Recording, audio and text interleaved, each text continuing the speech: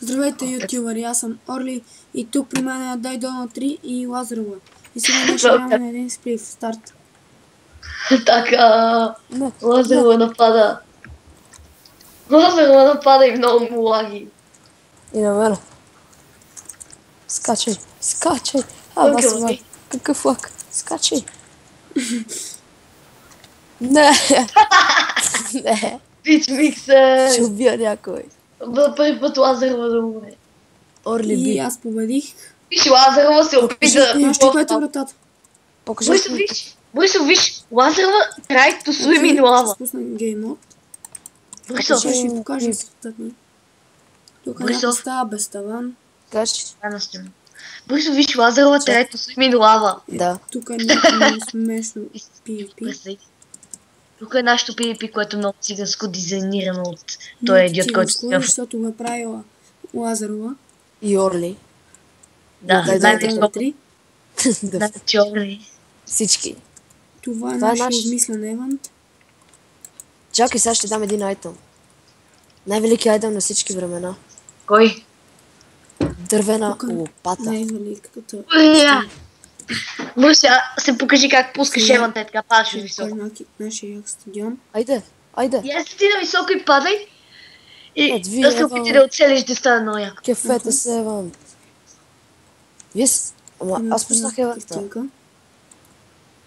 Идиоти. Тук има някакъв джемп, който сега ще помине малък. Да напи лагва. Правилно, ама надали. Аз ще умия да се затвори очи, бе. Ха-ха, Лазарова. Майя са ти. Аз това ще умия да се затвори очи. затворих си очите. Мина го. Къде? Тук са нашите правила. Не. Къде си правила? Прочети методи. Айрон. Четете ви. Аз ще ги показвам. Ха-ха, предсакам. Не чупи или... Милия куча! А дай беше убит от Лазарова. Психично.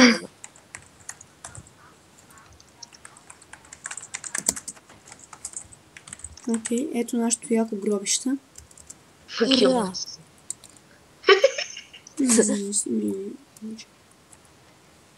Светло стига. О, чакай, искам аз.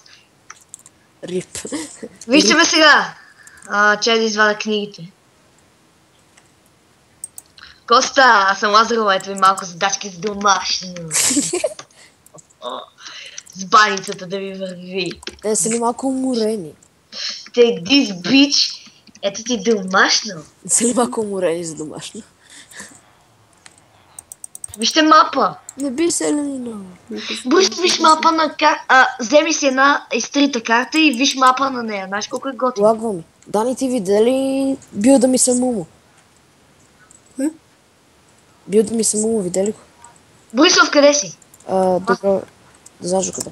И окей, това беше за днес. Къде си, Борисов? Коментирайте, абонирайте се и довиждане.